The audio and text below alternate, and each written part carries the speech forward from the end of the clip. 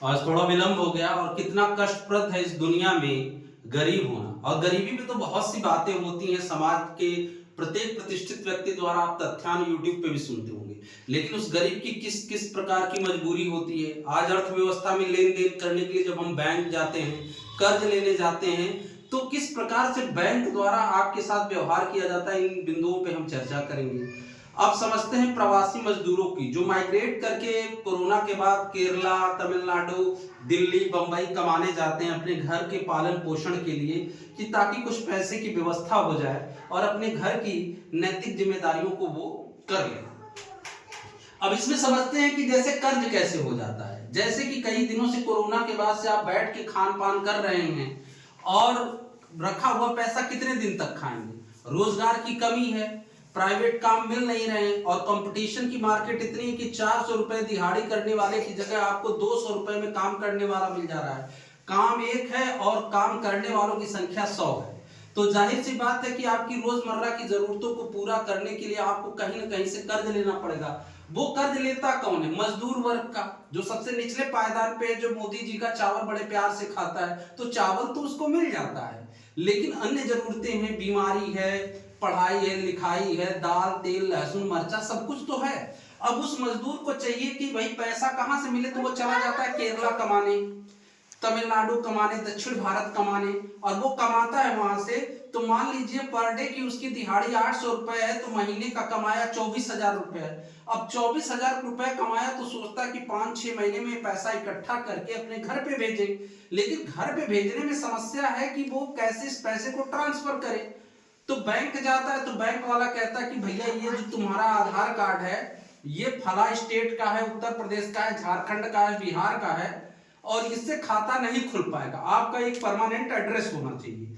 अब गांव का जो आदमी है ऑलरेडी जो पढ़े लिखे कामों से डरता है, और बैंकिंग का तो हालत आप हिंदुस्तान में बेहतर जानते होंगे कि आपके कपड़े और लिबास के साथ ही आपको लोन की व्यवस्था की गई है। देश में बताया जाता है कि लोनिंग आम आदमी के लिए, लेकिन लोन का लाभ लेके जितने भी ग्रामीण अंचल के लोग हैं सिर्फ कर्ज में डूबे रहते हैं, या तो वो भग जाते हैं। ये धरातल की सच्चाई।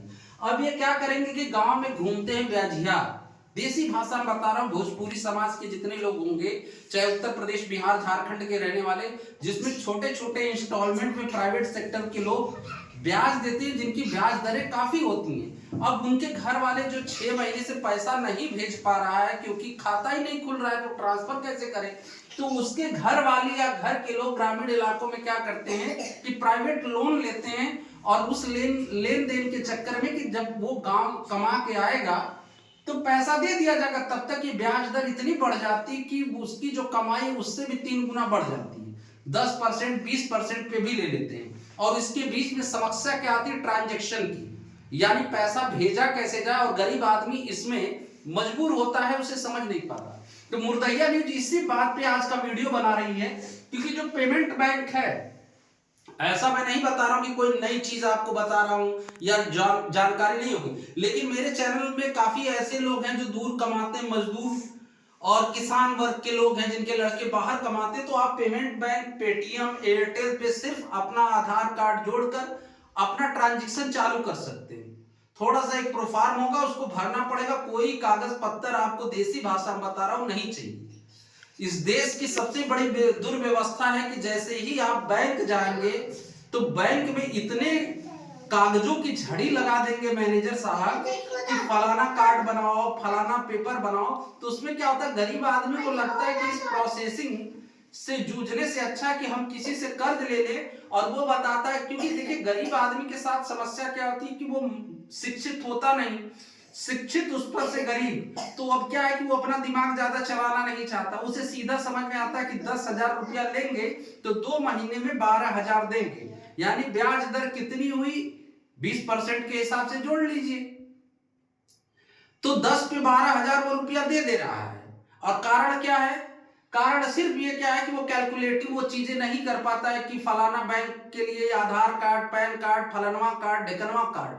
अब सरकार से इस वीडियो से बनाने से ये गुहार है कि जैसे जनसेवा केंद्र की व्यवस्था हुई, ऐसे बैंक केंद्रों की भी व्यवस्था सुनियोजित करनी चाहिए, जिसमें मजलूम लोग, निरक्षर लोग भी जाएं और उनको आसानी से कुछ व्यवस्था पैसे की भी कर दिया जाए सरकार द्वारा कि भाई इतना जमा करिए, आपके सारे डॉक्यूमेंट क्लियर करके आपको लोनिंग के बारे में बताया जाए कि आम आदमी को, जैसे अब बहुत से लोग जानते हैं कि मुद्रा लोन मिलता है, मुद्रा लोन की क्या सुविधाएं हैं, लेकिन आप धरातल पे देखिए कि मुद्रा लोन से कितने किसान और ग्रामीण अंचल ठेला रिक्शा वाले लाभान्वित होते हैं।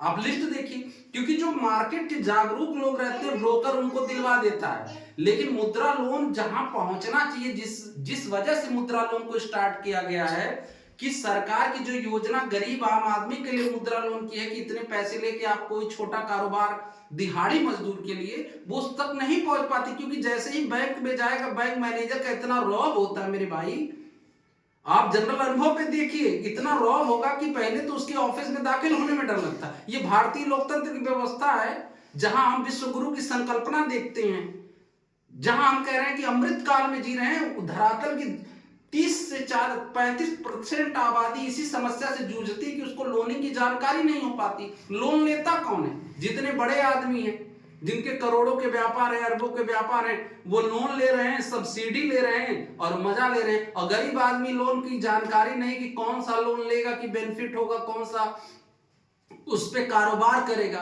तो सरकार से इस वीडियो से ये गुहार है कि वो जानकारी के लिए ग्रामीण स्तर पे ऐसे केंद्र बनाए कि जिससे मजदूर किसान को आसानी से किन किन ब्याज दरों पे क्या क्या सरकार सुविधाएं दे रही है, कितनी लोनिंग आ रही है, जब उस गरीब ठेले वाले के पास भी वो लोन पहुंचेगा मुद्रा लोन का, तो शायद मोदी जी के सपनों का जो भारत है, भारत विश्व गुरु संकल्पना पूरी होगी। वीडियो आपको अच्छी लगती हो तो आप, जाहिर सी बात है मेरे कहने से कोई फर्क नहीं पड़ेगा, आप खुद संकल्पना करिएगा। अगर आपको लगता है कि नहीं इसको भेजना चाहिए तो आप जरूर भेजिए। थैंक यू, नमस्कार।